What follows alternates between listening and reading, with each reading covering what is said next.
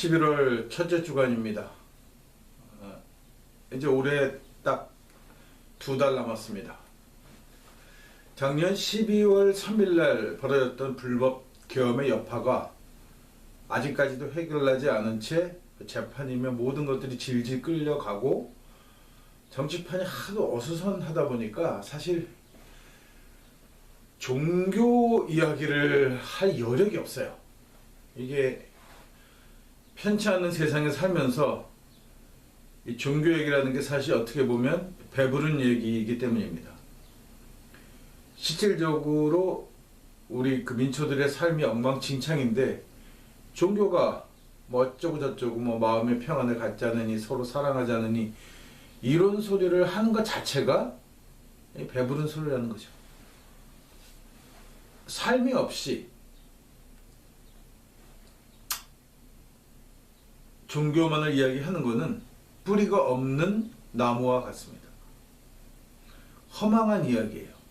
인간이 없는 신의 이야기 같은 거죠. 이 세상은 신의 세상이 아니고 인간의 세상입니다. 신과 인간이 연관이 있을 수 있지만 신이 인간의 삶을 뭐라고 할 수 없어요.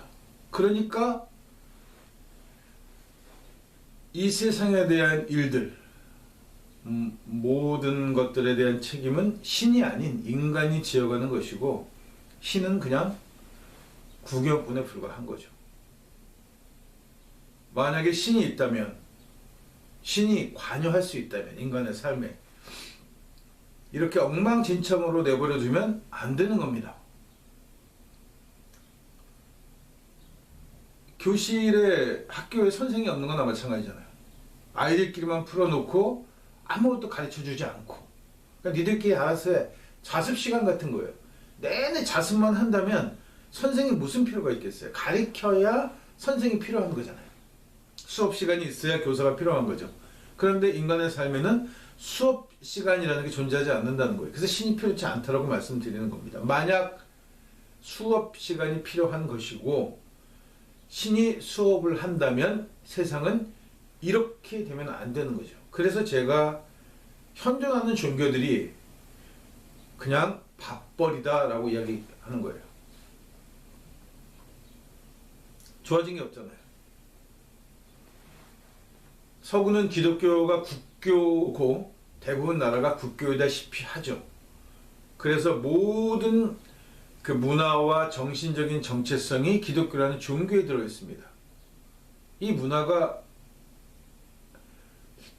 야만이잖아요. 자기네들은 우리 동양의 문화를, 기독교 외의 문화를 야만이다, 미신이다라고 불렀지만 우리 입장에서 보면 가장 야만스럽고 가장 미신스러운 종교가 기독교예요. 자기네밖에 모릅니다. 그거는 종교가 아니고 진리도 아닌 거예요.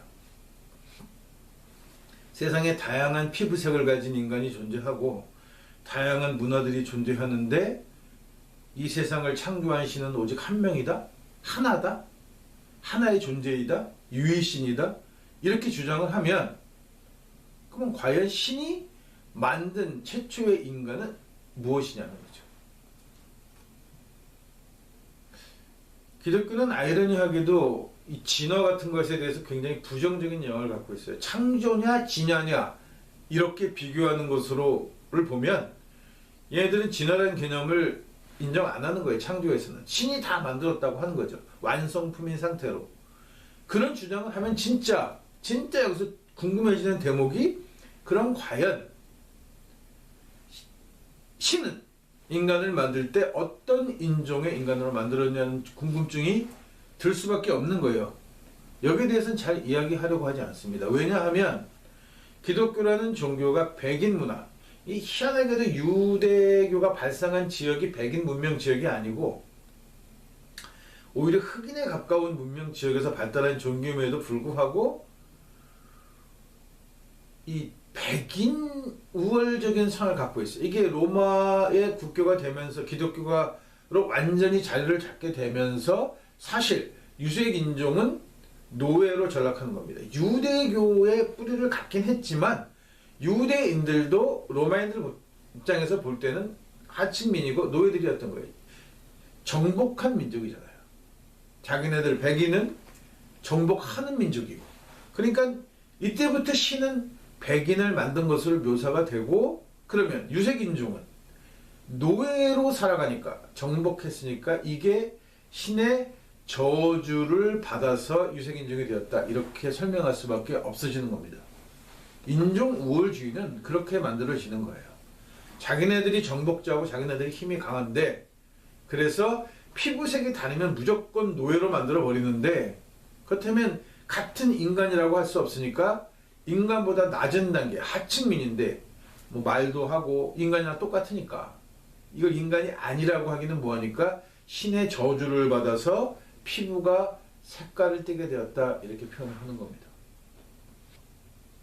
이거 아니라고 하긴 되게 어려운 거예요. 왜냐하면 역사적으로 늘 그래 왔으니까. 백인 우월주의가 무엇인지를 너무나 지금도 서구 사회는 여전히, 특히 자유민주주의 국가를 대표하는 미국도 인종차별은 여전합니다. 흑인이라는 이유만으로 도둑으로 오해받기도 하고, 길거리에서 불신검문을 받기도 하고, 백인 경찰들이 흑인을 향해서 이렇게 얘기하잖아요. 내가 뭘 잘못했냐. 부당한 검문을 받거나 부당한 대우를 받게 되면 흑인들이 백인한테 얘기합니다. 우리가 뭘 잘못했어? 내가 뭘 잘못했길래 이런 대우를 받아야 하지? 라고 얘기하면 너희 피부색이 유죄야, 이렇게 얘기한단 말이에요. 그게 인종차별주의죠. 피부가 색깔을 갖고 있으면, 유색인종이면 잠정적으로 다 범죄자라는 거예요. 이 논리가 그대로 전해진 분야가 있는데 그게 바로 페미니즘입니다. 남자는 잠정적으로 범죄자라. 제가 여성 문제에 대해서는 굉장히 열려있는 편이에요. 오히려 남자들한테 공격을 많이 받습니다. 무슨 그렇게까지 여성을 보호해주고 지켜줘야 되는 얘기를 더 많이 듣는 쪽이에요. 그럼에도 불구하고 저는 페미니즘에 대해서는 그닥 긍정적이지 않습니다. 아니, 오히려 부정적인 편에 가까워요. 왜냐하면 그 개념이거든요. 남자와 여자를 이분해서 놓고 남자는 잠정적으로 범죄자들이야, 이렇게 결정을 짓고 세상을 보는 거예요. 이게 딱, 세상은 유색인종과 백인이 존재하는데 유색인종은 잠정적으로 범죄자들이야 라고 얘기하는 인종차별주의와 하나도 다르지 않기 때문이에요. 이분법적으로 세상을 본단 말이에요. 이 이분법적으로 세상을 보는 사람들의 대표적인 직업군들이 존재하죠. 판검사들입니다. 정상인 아니면 범죄자, 이렇게 보는 거예요. 그리고 판검사들, 변호사들, 법을 갖고 사는 사람들 입장에서는 뭐가 자기네들의 수익인가 하면 범죄자가 수익을 주는 사람들이에요. 자기네들은 범죄자가 없으면 돈벌이가 안 돼. 그러니까 기묘하게 범죄가 있어야만 밥벌이를 하는 아주 기괴한 구조를 가진 게 바로 이 판검사, 변호사들이란 말이죠. 또 하나 그룹은 의사입니다. 아픈 사람이 아파야 돼. 사람이 아프지 않으면 의사가 존재할 이유가 없는 거예요. 사람은 아프게끔 되어 있죠. 그러니까 그걸 이용해서 밥벌이를 하는 거예요. 환자를 양산해냅니다. 환자를 줄이는 게 아니라 더 많은 병의 종류를 만들어내고, 이전까지는 병이 아니었던 것도 병이라고 하고, 그것도 치료받아야 할 대상의 품목을 포함시켜서 엄청나게 많은 병들이 생겼어요. 저 어렸을 때만 해도 이렇게 병이 많지 않았단 말이죠. 그런 건 병도 아니었어. 그런 것들이 지금은 병이고 치료받아야 하고 돈 많이 들어가는 병들이 된 거죠. 왜 그런 병들이 더 돈이 많이 들어가냐 하면 병이 아니기 때문인 거예요. 원래는 그냥 그렇게 선을 딱 긋는 거죠. 여기서부터는 병이야, 이렇게. 의사들이 왜? 자기 밥통의 크기를 늘려나가는 거예요. 실질적으로 이 사람들이 아프냐 안 아프냐는 문제가 아닌 거죠. 상당히 많은 부분들은 문화를 통해서입니다. 가정교육이든 학교 교육이든 사회생활이든 그런 관계들을 통해서, 그것이 질병이 아니고 다소 장애가 될 수도 있고 사는데 불편할 수 있지만 그런 것들을 서로 이렇게 잘 지켜주고 보듬어 주면서 나가는 걸 병이라고 딱 단정을 짓고 나니까 치료받아야 되는 거죠. 이런 짓들을 하는 겁니다. 또 한 그룹은 군인이에요. 하나는 명령하는 자고 나머지 명령 받는 자죠. 피라미드 구조로 되어 있어서 하나가 명령하면 밑으로 쭉 그 명령은 전부 다 지켜야 되는 게 됩니다. 이것도 사실은 옳은 게 아니죠. 의견이 없어요. 위에 놈이 별 개또라이 짓을 해도 나보다 상관이 계급이 높으면 무조건 오라.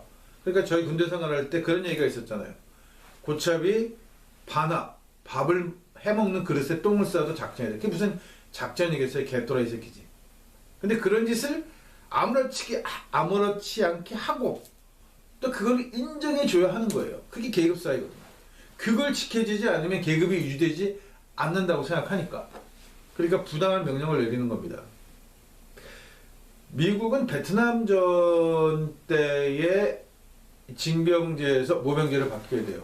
여러 가지 원인을 이야기합니다. 근데 그 중에 하나가 뭐냐면 부당한 명령을 내리는 장교들을 사명이 쏴 죽이는 일이 빈번하게 벌어진 거예요. 그러니까 이거 해결할 방법이 없는 거죠. 부당한 명령을 해? 난 안 할래. 명령이니까 해. 그러면 꽝 쏴 죽이는 거예요. 고지전이라는 영화에서 나옵니다.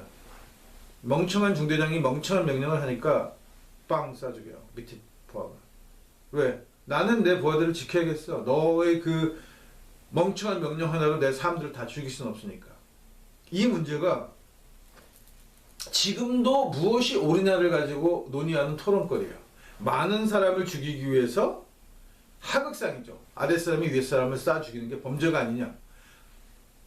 그렇다 하더라도 윗사람이 윗사람을 쏴 죽이는 것은 하극상, 범죄다. 생명의 가치가 10사람의 생명보다 계급이 더 중요한 거죠. 이게 계급주의 사회라는 거예요. 왕 하나가 또라이면 이 왕 하나 없애버리면 다른 왕을 세우고 아니면 왕 없애고 다른 방법으로 정치를 해도 국민이 잘 살 수 있는데 그 왕 하나를 지키는 거예요.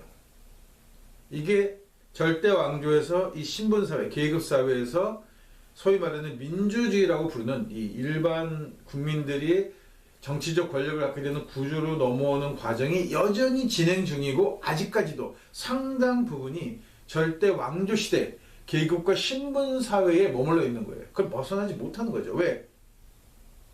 새롭게 권력을 가진 자들이 끊임없이 신분이 돼서 전에 그 신분자들이 누렸던 귀족들이 누리고 왕족들이 누렸던 권리를 누리고 싶어 하는 거예요. 그래서 서구가 시민혁명이 일어났지만 이 시민혁명이 진정한 의미의 시민혁명이 되지 못하고 자본가들의 혁명이 되어버린 이유도 거기에 있는 거예요. 자본가들은 자기네들이 돈이 엄청나게 많아서 귀족과 남부럽지 않게 살고 있는데 신분적으로 내가 귀족이 아니야. 그 신분을 갖고 싶어서 일으킨, 그래서 사람들을 부추겨서 일으킨 혁명이 시민혁명인 거죠. 결국은 그렇게 되어 있잖아요. 빈부 차이가 심해지고 오히려 왕조 시대보다도 더 강력하게 돈으로 군림하는 자들이 존재한단 말이에요. 그리고 국민들은 그들을 보좌해야 하고 명령을 따라야 하고 뺏기는 거예요. 정말 이 자본주의 사회에서 한 푼도 절약하지 못하고 고스란히 세금으로 뺏기는 계층이 근로자들입니다. 가근세라고 하는 거죠. 근로소득세. 소득의 모든 것을 법으로 쫙 들여다보고 악착같이 한 푼까지 다 떼어갑니다.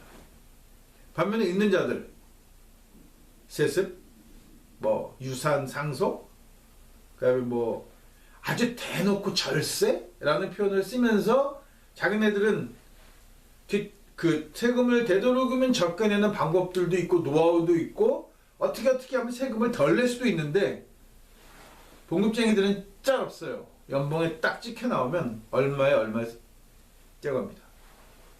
결국은 자본주의 사회라는 게 정말 이 천박스러운 이유가 거기 있는데 이렇게 해서 허리띠를 졸라매고 그 얼마 받지 못하는 월급에서 세금 뛸 거 다 떼고 남은 돈도 절약해서 은행에다 저금해 놓으면 이 돈을 덜컥 돈 많은 놈한테 줘버리는 거예요. 낮은 금리로. 노동자나 일반 국민들이 그 돈을 빌리려면 담보도 있어야 하고 이자도 세요. 반면에 가진 놈들한테 막 퍼줍니다. 막 퍼줘. 결국은 걔네들이 돈을 버는 거예요. 이 구조를 그냥 유지하고 싶은 거예요. 그리고 국민들에게 얘기하죠. 노력해서 올라와. 노력해서 올라오면 너도 이렇게 누리고 살 수 있어. 너희가 노력이 부족해서 여기 들어오지 못하는 것 뿐이야 라고 얘기하지만 제도적으로 들어갈 수 없게끔 되어버렸습니다. 이제는 계층에서 용인하지 않는다는 거죠. 이런 것들을 다 깨트리고 나서 정말 보통 사람들이, 민초들이 잘 살 수 있는, 모두가 다 행복한 세상이 되어야 이게 진정한 자유 세상인 거예요. 이게 이루어지지 않고 여전히 신분이 존재하고 잘 사는 사람이 따로 있고 일부는 빈곤에 시달리고, 이 구조로는 평등이라는 단어를 사용하면 안 되는 거예요. 사실 평등하지 않기 때문입니다. 이런 문제들이 깔려 있는데 한가하게 매주 그냥 예수 믿으면 복 받아요, 구원 받아요, 하나님 믿고 천당 갑시다, 이런 얘기를 할 수 있다는 것 자체가 저는 정말 염치 없는 짓이라는 생각이 듭니다.